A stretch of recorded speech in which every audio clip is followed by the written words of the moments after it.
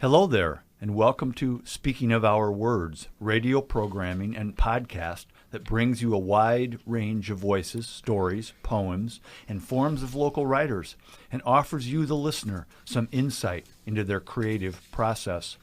My name is Marshall Smith. I'm your host. I'm a published poet and studied poetry in the MFA program in the Writers' Workshop at the University of Iowa.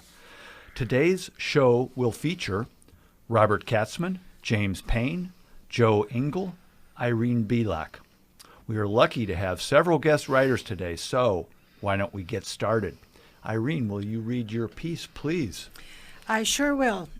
I have a piece called We Are All Connected.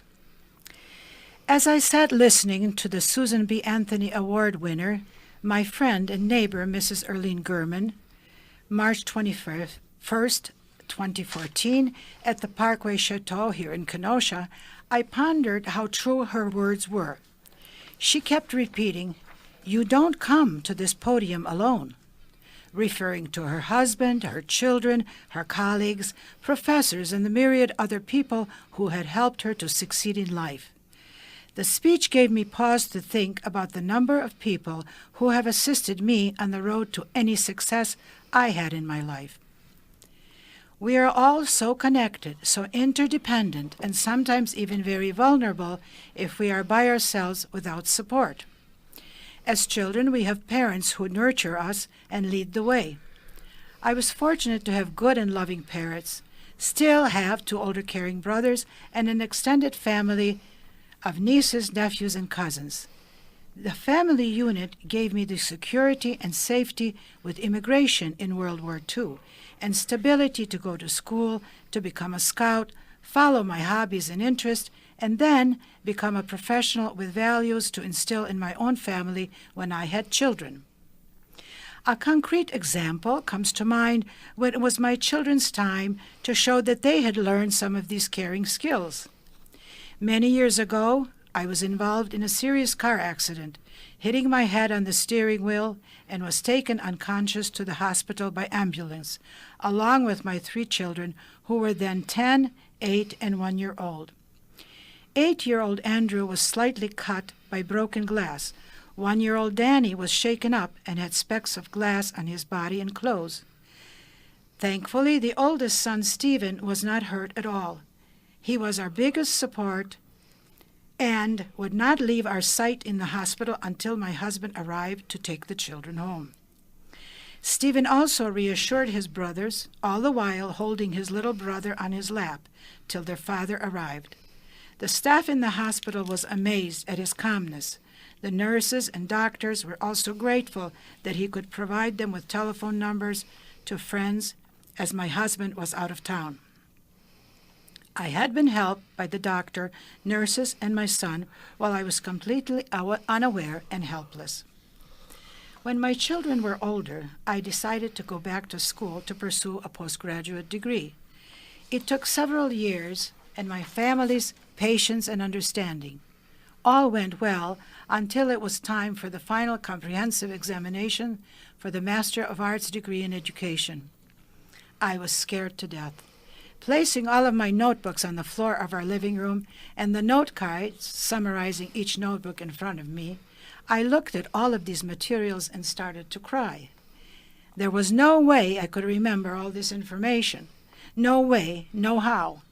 At this juncture, my middle son Andrew, coming home from his high school classes, saw me crying and asked what was wrong. I tearfully explained.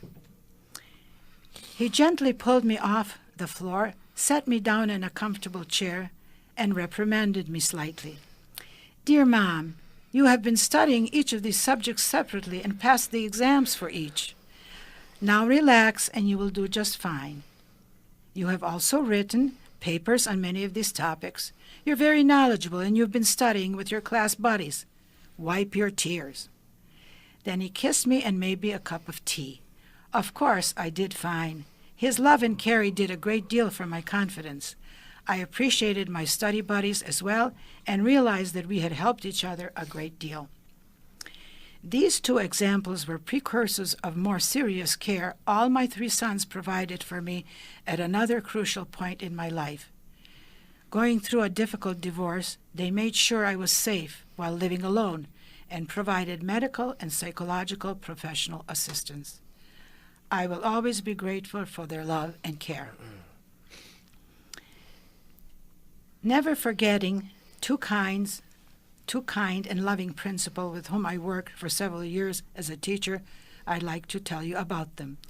One was a woman principal in a tough neighborhood school in Chicago who appreciated all my efforts to help disadvantaged readers from kindergarten through 8th grade. Another was Mr. Lum in Northbrook, Illinois, who not only encouraged me in all I did, but was instrumental in suggesting that I get a master's degree in education to learn more about my craft and to further my career. His confidence and friendship has stood me in good stead even in time of trial, especially when teacher positions were very scarce. Another striking moment occurred when the vice principal, Arnold Kahn, came to my aid upon my being accused of sexual abuse by a 12-year-old student. Thank goodness also for the student's mother who gently but diligently persuaded her son that he was mistaken. He apologized in writing. Long before that, as a youngster, I attended ballet school and folk dancing classes, was engaged in some acting in school and church variety programs, but as a musician I never excelled. My piano music teacher did not give up, however. I can hear her voice even today, which now is very, very many years ago. 1, 2, 3. Slower, now faster. Repeat. 1, 2, 3.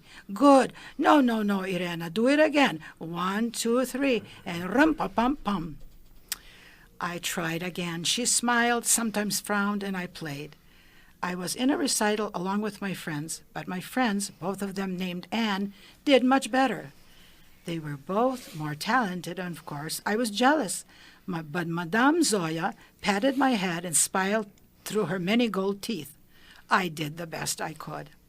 I remember her name, her kind golden smile, and her encouragement. How could I not remember? No, I never mastered the piano, but she was a great teacher. She also attended my dancing recitals, and she and I knew that this was my talent. I could go on in this memoir, remembering all the kind people who played some pivotal role in my journey, especially my current husband, but it would take too long, and it's not necessary. Here we are, on the air, reading the words we've written. I come to Kenosha Writers Guild because I like to write. I get encouragement, motivation, good ideas, and even a chance to share my thoughts. We are all connected, interdependent, vulnerable, and need each other's guidance, good advice, criticism, reminding and support to write, to evaluate, to learn, to improve and do the best we can. Here, as in everyday life, we need each other. Thank you, Irene. That was moving. Thank you. A very intense personal life experience, or a documentation of personal life experiences with your family and your connectedness to those around you and how important it's been to you. So I would like to ask you a question that has been in my mind actually for a while, since you are someone who is from another country, and I'd be interested to know what it's like to write in English versus, say, your native language, and what sort of challenges you may have encountered along the way. Obviously, it is a little bit easier for me to write in English because I have been an English-speaking person and reader and writer since I was 10 when I came to this country. But because I never gave up on my Ukrainian upbringing, I also attended Saturday school in Ukrainian. And then as an adult, I belonged to a Ukrainian Women's League, which obviously taught me more as I had to read and write and speak. And so I am quite familiar and quite active in that language, and I do write many things, both in English and in Ukrainian, but as I say, English, of course, is just somewhat better. what's the last statement? English is somewhat better. Can you- English is somewhat better than my Ukrainian. Yes. Oh, okay. And can you tell me what you mean by that? I'm not clear on that piece. I am more at ease. My vocabulary is better. In Ukrainian, I sometimes have to do some digging, some I see. referencing, but because You've been speaking English longer. I've been speaking much longer, but I do speak Ukrainian as well, even to my husband. So we both collaborate sometimes. If he can't find a word, he'll ask me, okay. and when I can't find a word, I ask him. Do you ever write in Ukrainian? Yes, I do. I do write all the time. For my women's group, obituaries, letters to Ukraine, letters to my cousins and aunts in Ukraine. Very good. So I'm sort of imagining writing this piece must have been very personally gratifying to put it all down on paper, so to speak. Yes, it was, and that's why I did it. And again, because Mrs. Gurman gave this piece about not coming to the podium alone, that gave me the idea. Wonderful. Thank you very, very much. I enjoyed that. Next, we have Robert Katzman. Robert, will you please read your piece? Yes, sir. Bye, Helen. Before I read it, the circumstances surrounding its existence were so surreal, I thought I'd mention it. I was on my way to an extraordinarily prosperous northern suburb of Chicago from Racine to meet a woman who I met online, which would be my first date following the death of my wife 13 months ago. And first date since 1967. And so I stopped on the way in that neighborhood, and I wanted to buy her a bouquet of flowers. But prior to that, an SUV decided to hit me, which kind of disrupted the sense of confidence.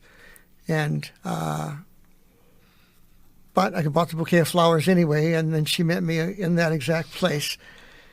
And when she noticed that my car was 17 years old, that really bothered her.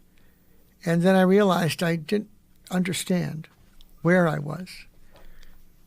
So after the date, which was 6 hours, the next day was Saturday, and I went to an art fair in Racine that was unexpectedly good. Monument Square, and it was misty and gloomy like a cloud on the ground, and it was perfect for being depressed. Perfect. And as I walked from booth to booth, I started grabbing pieces of paper because the stanzas started forming in my head. And that's why this is here, because of that sequence of events. Great. Not Please. necessarily. Okay. Well, anyway, not every story has a story to precede it, but this one did. On rusting into kitsch, everything I know is disappearing. Skills, speech, concepts, disintegrating into unswept dust. 1,000 fading photographs, evidence of dead immigrants in a damp cardboard box in a garage. Am I the Neanderthal, surviving into evolution? No one cares to need what knowledge I possess. Do they know how to make a fire? I've blue jean skin, patches like scars, my wary, knowing brown eyes on guard, resisting the laptop synthesis, which creates a cell of isolation. Riveted, slack-jawed typists. Why, they don't need anyone, because they have virtual. I wouldn't want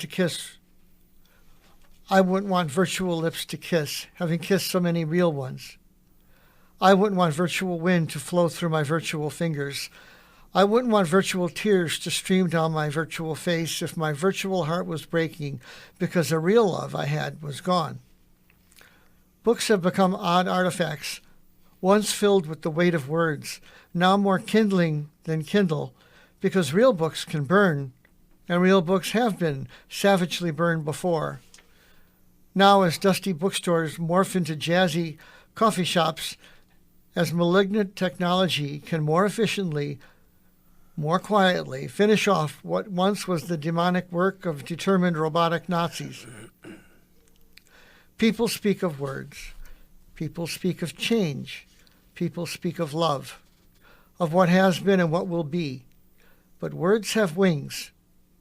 I reach longingly to retrieve them. Unwritten, they fly away into oblivion. Seems sometimes a friend calls me in pain. All I can do is show up and shut up and try to be whatever he or she needs me to be, actual touching distance away, to keep them sane.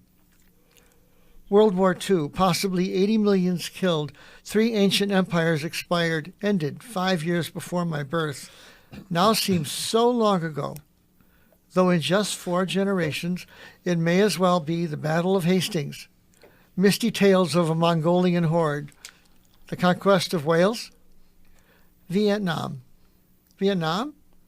Where? Half a century later, the war from my own time, 58,000 dead bodies represented by a silent, stretching, engraved black wall. Now, someplace Grandpa died when he was young, maybe in Asia, maybe.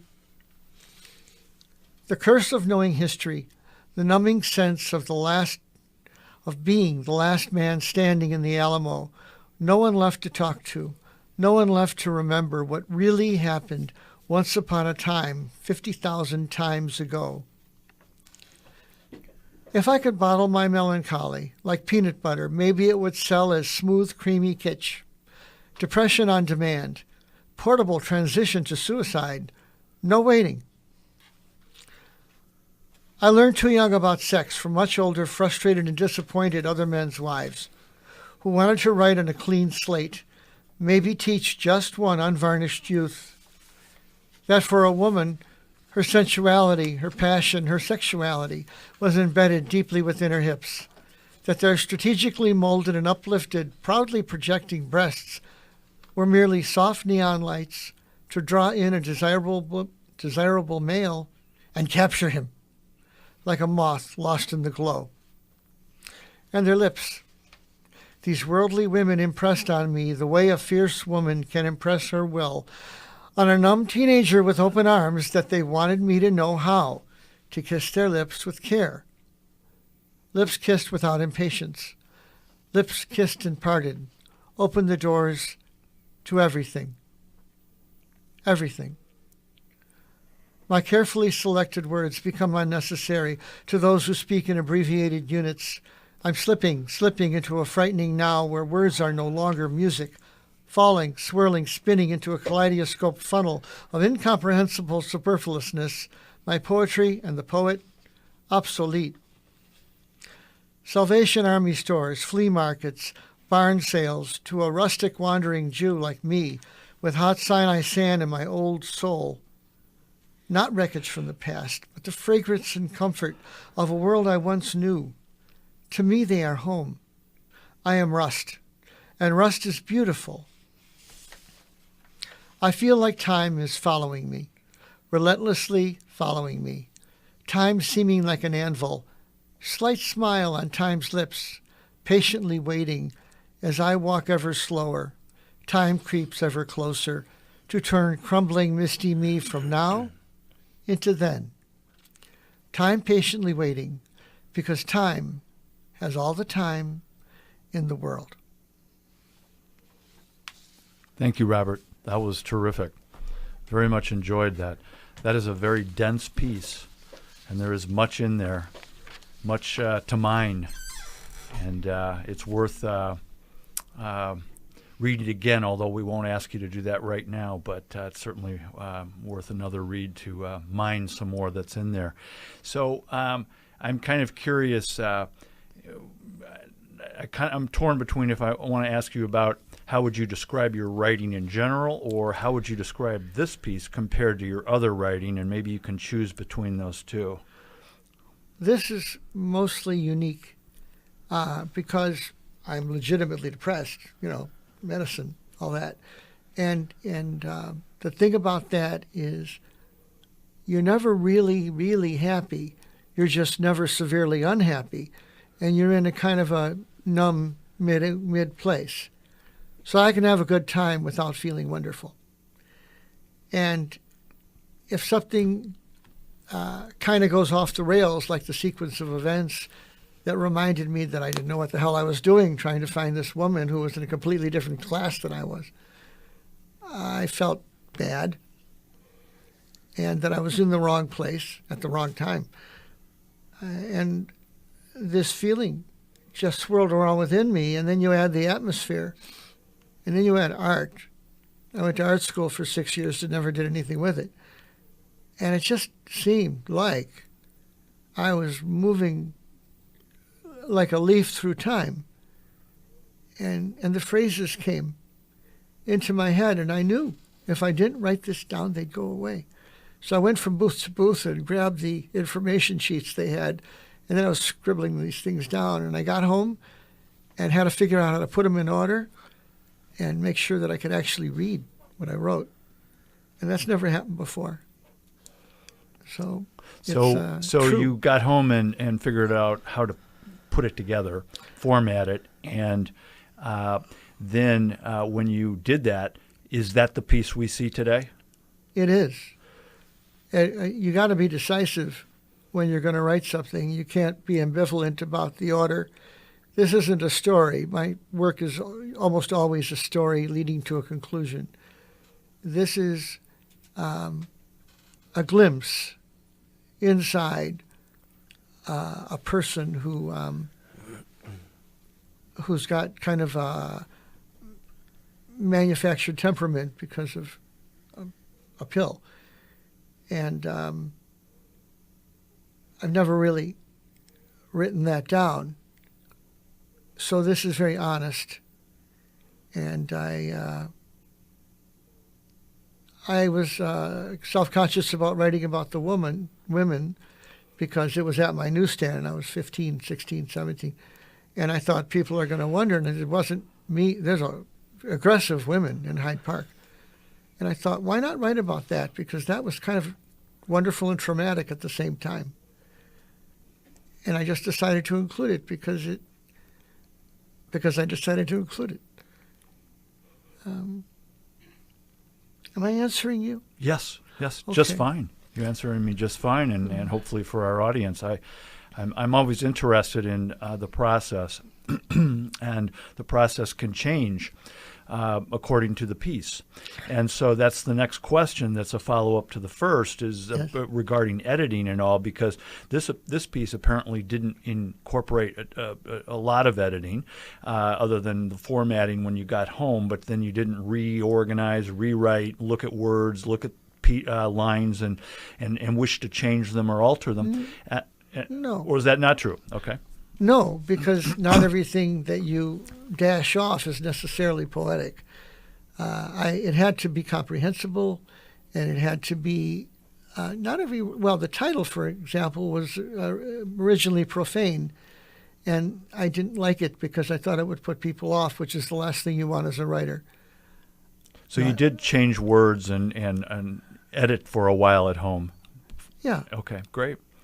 All right. It molded it into something because it wasn't anything but a bunch of pieces of paper. I see. Okay. Very interesting. So in your other pieces that you write, and Robert, you're quite an experienced writer. You've published a number of books and a number of pieces. And so I'm curious if this piece was something you did more quickly overall in terms of the time frame, or is this typical of the way you do it within a day or so your piece is finished? And you mentioned being decisive, so. I'll give you a specific answer because that's a wide question. I spend a long time thinking about what I want to say and how I want to say it, and phrases form in my mind and concepts. And when I start writing, then they have legs. I mean, they just grow, and it forms themselves on the page. And I do rewrite, but essentially I could think about something for a year and write it down very quickly. And somebody would say, you're dashing it off, and I'm not. An exception to that is there's a person who lives on a boat in Sardinia who I went to school with when I was 11, 1961, who, strangely, I can't think of the right word, but managed to affect every part of my life, including writing, opening a newsstand, just everything. And he sits there with his wife floating in the Mediterranean, and I wonder about him. And I've interviewed him 3 times, and his life story is really boring. It's just awful. There's nothing, you know. And I thought, why not write, from my perspective, about his life and let them intertwine like DNA? And because I think he was kind of annoyed that I kept interviewing him and nothing appeared. I sat down and I wrote 10,000 words, which was published I published an autobiography in 2 volumes. And he's in the first one because it's age 1 to 18 of the first book, and he appeared when I was 11. I don't even know if it's a Kindle, but I didn't send it to him. No one will write a eulogy for him like this. I wanted to express appreciation. Very nice. Very nice. But that's an exception. I just wrote it, but the difference is I lived it for the last 57 years. So it isn't like dashing it off. It's like remembering. Well, memory can be very powerful in poetry, I think. Yeah. Very powerful. Well, thank you very much, Robert. Pleasure to be here. And next we have Joe Engel. Joe has perhaps 3 poems. Is that correct? Yeah, that's right. Yep, that's right. I have 3 poems. I'll just read them. The first one is called Third Date, written fairly recently, within the last few months. Okay, here it is. Third date. In the black period after each of our last sentences, a fog surrounds what might be the end. But when we look away into an equal distance, a buoy appears, as an urge to wander down into the dead valley in search of the pile of lost firewood, left by an old mute hermit as a sacrifice. For those caught just like this, each log stacked for the perfect words, brittle and hidden for over 200 years. Very nice, Joe. Thank you. Yeah. So now, can we just ask you about that? Where were you? What prompted you to write this? Or yeah, I was at a coffee shop, and there was just a couple tables away from me, who seemed very awkward and uncomfortable with each other, and they just kind of reached this place where they were no longer talking to each other, and regardless of what was really going on there, because I don't know, that's where this poem came from. So while they were sitting there awkwardly, I started writing this poem. That's amazing what inspires us. Very nice, very nice. Great. Well, what's your next piece? It's called A Quiet Shift. This one's quite a bit older. I wrote this, let's see, I'd say probably about 7 years ago. So, anyways, here it is. A Quiet Shift. The late-night clerk knew what they were doing in aisle 10, under white light beside the baby sundries. A beer in the cup holder of the Civic parked sideways outside in the space for expectant mothers. First a sigh, and then a spin, knocks a bag of diapers to the shine of speckled tiles. Their tongues come out to meet like 2 dark worms. That clerk with hair sustained since Reagan sees this below her bangs every Thursday morning. The same man living his dream in a late-night plume. Lemon juice in her eyes, salt in the cracks of her lips, It's nearly religious not to drive a shopping cart into the door of that civic or grow a word against him besides drunk, as he falls down the aisles in a blur. His date sways on his arm like August, laughing as he spanks her with a pizza. The night clerk watches as they tumble towards her stall and stop at glassy tabloids, where their fingers flutter and dive at midi skirts, before he drudges up his wallet from a river carving through the caverns of his bomber jacket. A card glides out for her to take, lingers in his shadow cast across her blouse, his cologne all over, like an offer that spins her in a turn from buzz to serenade, led by a trio of mice bowing tiny violins within the dogged whir of freezers. Very nice, very nice. Now, I know you've been, Joe, published. Is that one of your pieces that has been published? Yeah, that was published in an English journal called Other Poetry. Yeah. It's very nice. There are a lot of nice sounds in there. Thank you. May we hear the third piece? Sure. Okay, so this one's somewhere in between the last two, I think. I wrote this about 2 years ago. It's called Off College Grounds. He seems natural near the yellow bucket placed here on the gravel path. A nursing student wearing a field pack, embroidered with an army logo. One puff dallies from his lips, then another, no light in his face, as if scraped away with a butter knife and given to a little brother. I see a sequence of convoys and bullets and landmines, because I want to imagine what caused his melting posture. It could be anything, early mornings, failing marriage, but I choose an image with gauze and clamps and tongs, blood-stained stone.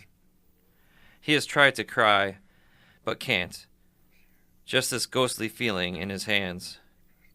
I watch him, standing in a way that seems to conceal, discourage approach, and imagine he could set a break on legions of strangers, revive hearts, mold us into health like a bouquet of marble flowers, years sculpted from the stone, 5, 10, a Michelangelo. Orders followed smoothly as smoke, obscuring his cheeks, and the way he scoots aside when I step towards the ash can, how he looks at his footprints and lightly rubs them away. Very nice. Again, has that one been published? No, that has not. Oh, okay. No. I would think you might want to submit that. Yeah. All right. Thanks. Very good. Very nice. May I ask you, as long as we went into this theme with Robert Katzman about editing, I'm just kind of curious about your editing process and say any of those poems, were they put out in a day, or have you been working? One you brought it was 7 years ago you wrote it. Mm-hmm. Have you been working on it for 7 years as well, or even you published it perhaps 7 years ago? I don't know when, but then you brought it today. Maybe you had made some changes. I don't know. Yeah, I haven't touched A Quiet Shift in several years. I let it be after it was published. But that being said, I think it went through 20 drafts. I'd say something like that. That was the most edited piece out of the bunch. That's interesting. So you're going through all that editing. What did you feel like it wasn't achieving a goal or an intention that you had, and you were trying to craft it toward that? It was, yeah, very much so.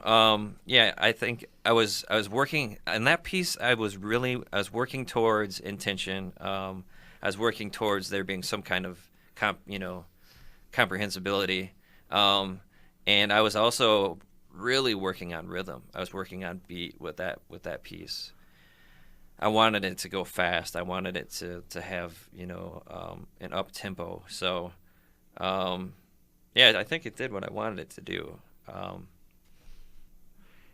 And so I haven't had a chance to look at it, but so is it actually in a meter, or is it more in a a common language with a rhythm that just kind of is intrinsic. Yeah, the second one. Okay. It's I've never worked in meter. I don't know if it's good or bad. I don't count syllables. I kind of work on what I feel is an innate rhythm, that hopefully people can pick up if they're reading it. I use a lot of enjambment in my writing, so that I think that sort of breaks up the single line rhythms. So I mean, yeah, I know what the rhythm is. I understand. So, I understand it. It's in your own internal ear that you hear it. Yeah, I understand. Yeah. And I don't think there's a right or wrong to that. The poets for the last 100 years would tell us that. So, thank you very much. Yeah, you're welcome. Jim, would you read your piece? This will be a change of pace from the poetry. The Writers Guild also has very good storytellers. And the story that I'm going to read to you is a short story by one of our writers who has a very soft touch in his words, and in the theme there's a compassionate sense, very heartfelt. And his name is Dave Gourdoux, a very interesting person, an excellent writer. This is a piece called Summer Solstice. And Dave introduces it with a quote from Nathaniel Hawthorne. It is difficult to be convinced of the death of one whom we have deemed to be another self. In the north, as June approaches the solstice, the sun stays in the western sky higher and long after it begins its descent into the horizon, the shadows of trees lengthen and darken, until the ground is a patchwork mosaic of shadow and dimming light. Nocturnal animals, both predator and prey, are driven by hunger and hormones into the waning light, risking everything until the familiar blanket of night covers the landscape in darkness. After the weather report and the 10 o'clock news, she stepped out the back door and looked out over the trees and fields to the western sky. The sun had collided with the earth, and a firestorm painted the entire sky blood red. The sky was bleeding and hemorrhaging in front of her. He'll put it out, she thought. He'll be back in any time now. Feeling the chill of the night breeze in her face, she wrapped her shawl tight around her shoulders. June 21st, the anniversary of their wedding, and the anniversary of the warehouse fire. Paul was 23 when he was taken, handsome and fireman fit, with thick brown hair that Rachel loved to run her fingers through. He'd be 30 now, still young, but still 2 years older than she was, and they'd be celebrating their 9th wedding anniversary. She still rented the same farmhouse outside of town that she and Paul lived in at the time of his death. She rarely left home, and she lost contact with all of her old friends. She was still, after 7 years alone, stunningly beautiful, with porcelain skin and dark eyes, and an hourglass figure. She turned heads on her frequent trips to town, the heads of middle-aged men congregated in the barber shop, or the teenage to 20-something-year-olds, gearheads, perpetually fine-tuning some classic car in Lacey's garage. Every year, as the 21st approached, she'd go to town and repeat the same sad ritual. Everyone knew she'd pick up 2 New York strip steaks and a couple of baking potatoes from the IGA, and then she'd swing by the liquor store and purchase a bottle of the same wine. Everybody knew she was preparing the same meal that she prepared on that night, and like she did on that night, she'd wait for her husband to come home. The first year or two, Most people were sympathetic to the tragic circumstances and the profundity of her loss. But the last couple of years, that sentiment was shifting to why can't she just get on with her life? And why doesn't a beautiful woman like that get out once in a while? She's driving herself crazy, living in the same house amongst all those same things. She remained completely oblivious to the fact that she and her sanity had become the subject of rumors and speculation. It had been 7 years since the first time she set the table with her grandmother's china. Paul had taken the steaks off of the grill when his pager went off. They looked at each other in utter disbelief and laughed at the timing, saying they'd just have to put off their celebration for a couple of hours. As he got in his truck, she told him, "Be careful." "Don't worry," he said. "I'll always come back to you." They kissed through the truck's open window, and she waved to him as he backed out of the driveway onto the highway. She watched the red taillights fade in the low light of dusk as he drove off. Maybe it was because there wasn't a body to bury. Maybe it was because of the promise he'd made in his last words to her. Or maybe it was simply that she loved him too much to give up on him. Whatever it was strong enough for her, despite all reason and logic, to look for him in every face she saw, and to see him, sometimes in the shadows cast by the June sunsets. This year, June 21st, was like every other year since that first June 21st. It was warm outside, and fireflies flashed on and off through the yard. She set 2 places at the table with her grandmother's china, put out the bottle of her and Paul's favorite wine, and took 2 steaks off of the grill. She lit 2 candles and sat down and waited for Paul to return.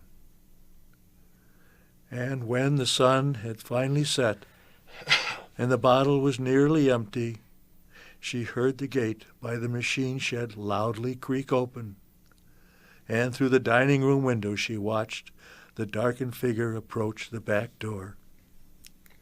She heard him softly speak her name through the screen door, "Rachel," and she said, "Paul, oh, Paul," and she let him in. They quickly shed their clothes and made love in the darkness of the new night. Then she was alone again, drifting off to sleep. From the highway, the roar of the dual exhausts of a 1965 Ford Mustang echoed and faded in the night.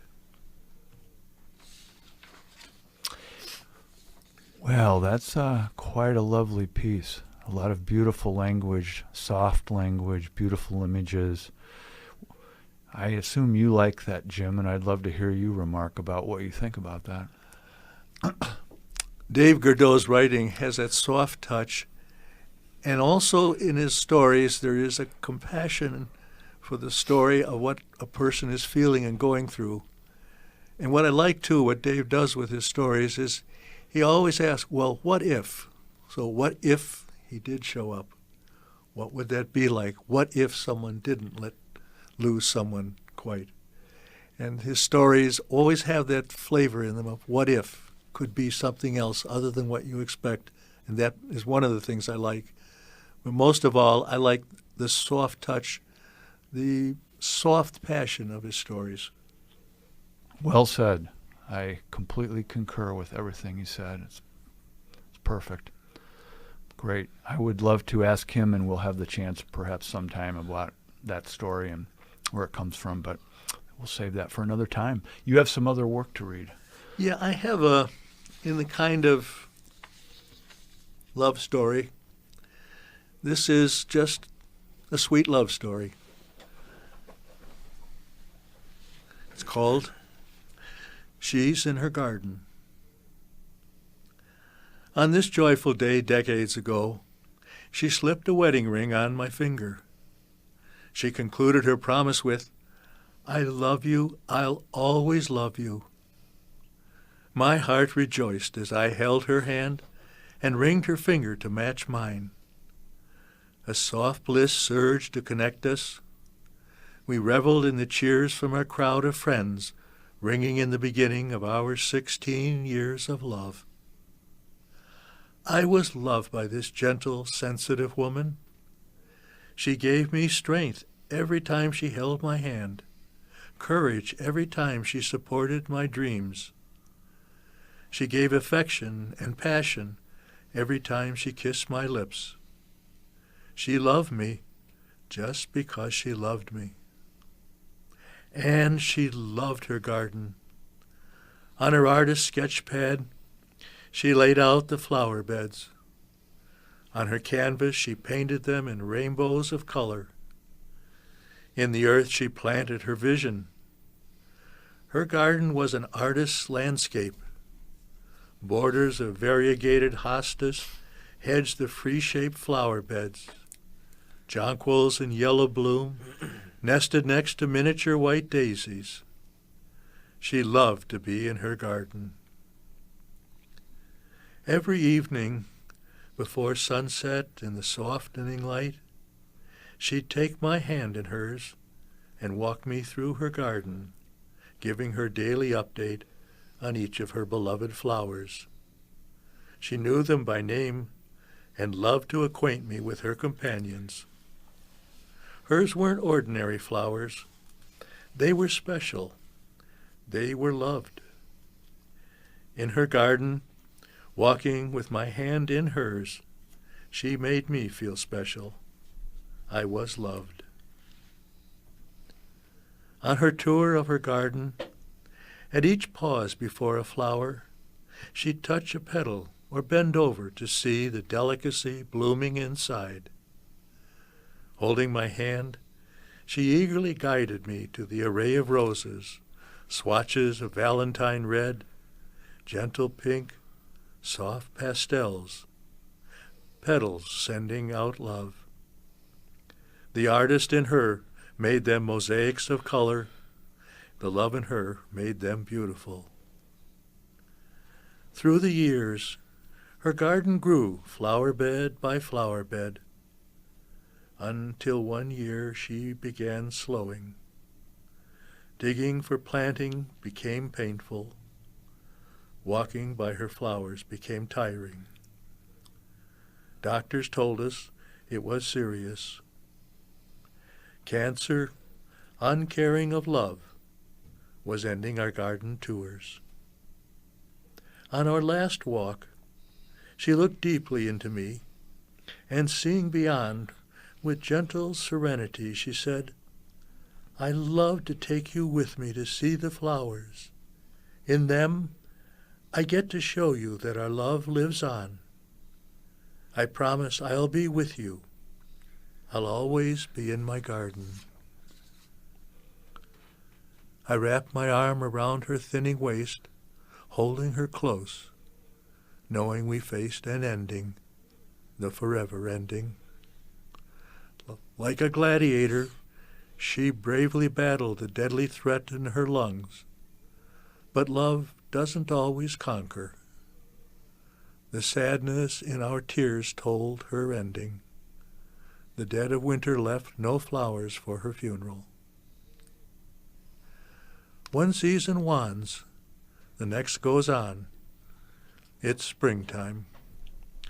I've scattered her ashes through the garden beds, the flowers still fertilized by her. It isn't just flowers she nurtured. In me she made appreciation grow. I've come to love the beauty in flowers. I tend her garden now, making the new bloom amidst the old. Every evening, before sunset, in the softening light, my hand, empty, I walk in our garden, alone, but she is there. Thank you for sharing that with us. That's lovely. quite lovely. When did you write that? Actually, Chris was with me when I wrote that. What was interesting about that, I do want to say something about the Kenosha Writers Guild. And at that time, one of a gentleman by the name of Chris DeGuire was teaching us a lot about writing. And what he did is he had us all at Carthage College go all around the college, any place we wanted, and write a short story. But the trick was we couldn't write where we're comfortable. We had to write where we were uncomfortable. I remember Chris was out there writing with her daughter. And I was scared to write. It was the date of the anniversary of our wedding. And so this is why I wrote this. But what I wanted to say most was it was someone doing something like Chris DeGuire did, something I picked up by being in the Writers Guild, something different than I would have done by myself. And the Guild provides a kind of support that way, as well as an instruction, as well as support. You get to see something different from, and then the neat thing is you get to do something different than you thought you were going to do. And the people are very supportive. I repeat that 3 times because it's so characteristic. That was lovely, really lovely. That must have been, I don't know, I'm imagining it's hard to write. It's hard to write, and it's personal. It's even hard to read. Yeah, I could Yes. tell. It was hard to listen. I was almost feeling like I was going to tear up, and almost did there. Yeah, that's quite special. And did you work on that over time, or? You know, you asked earlier about editing, and yes, in fact, the magic word for me is editing. It's what I can do differently with maybe the same story, but what I've learned by listening to other authors, other writers at the Writers Guild, and a good friend, a good writer, Darlene Coleman, who's also volunteered to be sort of an editor for me. And she gives me ideas that I wouldn't even think of because of the style that I write in. You can start to see it yourself then, though, can't you? I mean, after she points, like as you progress as a writer, as you move forward as a writer, do you start to see what may, what you could chop away and what you could keep, or what needs to be changed? Yes. For example, I took one story, it was about 4,000 words, and she asked me, Jim, what's with all the 46 buts? And that's the number of times I use the word but. And then realized that, so then I went back in my other stories to look at them. And that's how I was learning to write without so many buts and so many that's and so many was's. And yes, it changed my style. You have to be descriptive. You have to. Yes. And it got me out of writing, too, in the passive voice, more active. Oh, good. And that made all the difference. So commenting on what you're saying, yeah, it allows me to develop a style that I wouldn't have had otherwise with that editing. That really does make a difference. It's so important for me not only to read what I've written, because I'll hear it differently than I read it, Mm-hmm. but to hear it and then comments from other people to me, and even sometimes better, having someone else read it. Because they won't read it the same way I do, and I'll hear things then that I didn't know were there. Even if I'm reading it, it's not the same. Well, I know we gave you a lot of help on that piece, the hospice piece. Yes.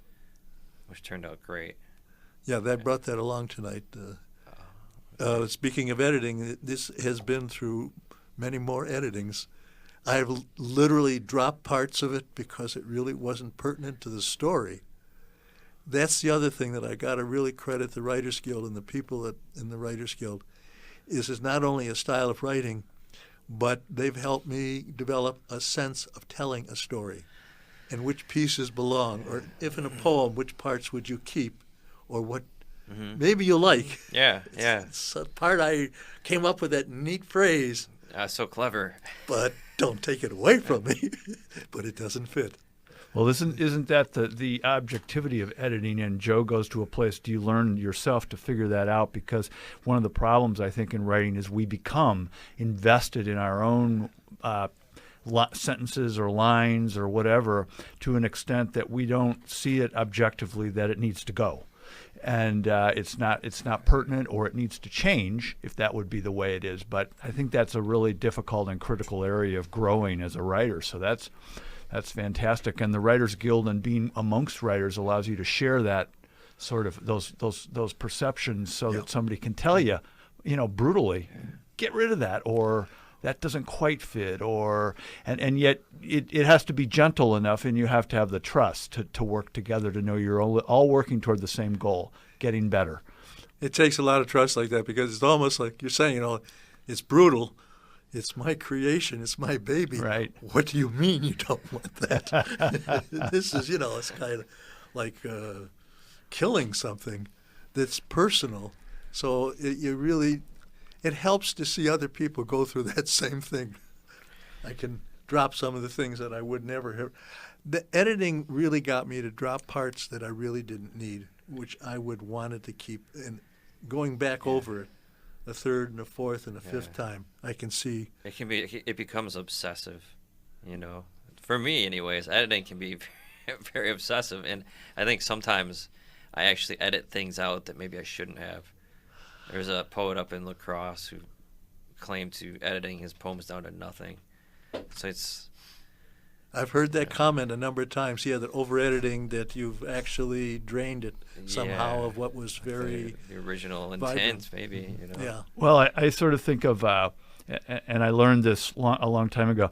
So there's this statement: it's better to be overdressed than underdressed for events. But poetry, at least, and a lot of writing is exactly the opposite. It's better to have too little than too much, because you really need to sometimes cut away some of the extra stuff, and I think that's an important thing to understand, that I was taught by poets. And that's an interesting. I'll keep that in mind. Writing, that it's then okay to have an incomplete piece, and then sometimes that's better because there's more implied than said, and you say too much, and it can get I don't want the reader needs to be teased a bit about what could be, as opposed to telling everything. I try to make the person turn into me. If I'm telling a story, I want man, woman, whatever, to stop being themselves and to get caught up what's happening. And if I'm angry, they're angry, and if I'm frightened, they're frightened, without gender interfering in the transmission of the story. So when I do edit, which I do, but in a different way, I'll write it and leave it, then come back a week later and look at it with fresh eyes. My grandmother would say that, fresh eyes. And from Poland, and I would see, obviously, why did you write this and that? And one of the major things I do, which might not seem major to other people, is I don't have repeating words, unless it's intended, unless it's a litany, where I wanted to get across where we're going. But that's deliberate. I understand. So we are at the end of our session, and I want to by the way, you are listening to Speaking of Our Words, and I would like to ask very quickly our guest writers if they have any blogs or any websites, please. I forgot to say, not being commercial enough, my story site is differentslants.com, and Different Slants is one word. And my book site, Facebook site, is don'tgoquietlypress.com. Very good. That was Robert Katzman. Thank you. Joe, do you have anything? I do not. I have one that's in construction but has never fully been launched. So okay. If I get it going, I'll let you know next time I come to the... Keep us updated. All right.